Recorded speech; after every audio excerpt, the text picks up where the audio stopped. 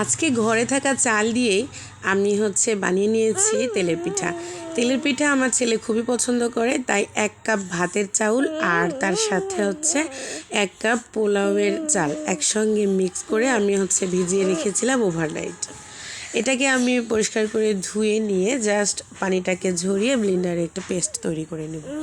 আমার তো ফার্স্টে মনে হচ্ছিল এটা হবেই না, আর চিন্তাও করছিলাম যে যদি না হয়। আম্মুর কাছে দেখেছি আম্মুর আবার এই পিঠা অনেক কিছু করে করতে হয়, তা না হলে নাকি ফোলে না বা হয় না, কিন্তু আমার এই রেসিপিটা একদম পারফেক্ট ছিল, হয়েছে খুব সুন্দর।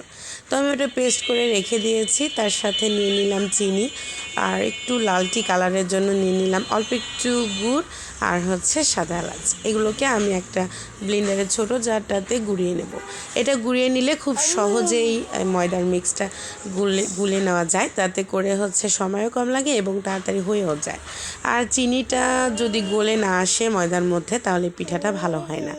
তো জাস্ট আমি ওই চিনির মধ্যে একটু পানি দিয়ে গুলে নিলাম, সাথে একটু ওই যে ময়দার যে পেস্টটা সেটা দিয়ে দিলাম, এবং ছোটো যে মেজারমেন্ট কাপ মানে 1/4 কাপ যে কাপটা থাকে সেই কাপের 2 কাপ গমের ময়দা নিয়ে নিলাম, মানে ঘরে যে ময়দাটা থাকে সেটাই নিয়ে নিলাম। এখানে ময়দা না দিলেও কোনো প্রবলেম নেই, তবে আমার ছোট বাচ্চা তো ওর জন্য দেওয়া আসলে।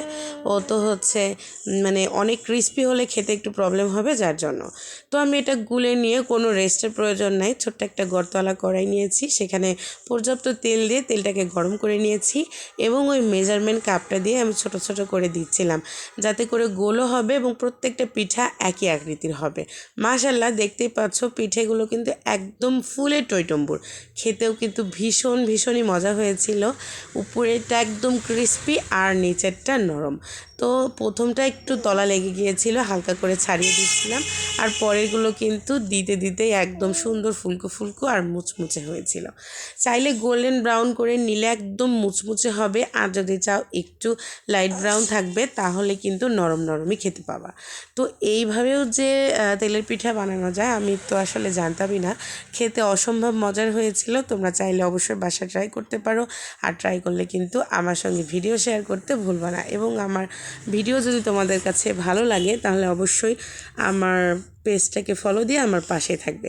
আর যারা ইউটিউব চ্যানেল থেকে দেখছো তারা কিন্তু অবশ্যই আমার চ্যানেলটাকে সাবস্ক্রাইব করে দিও। দেখো কত সুন্দর মুচমুচে হয়েছিল।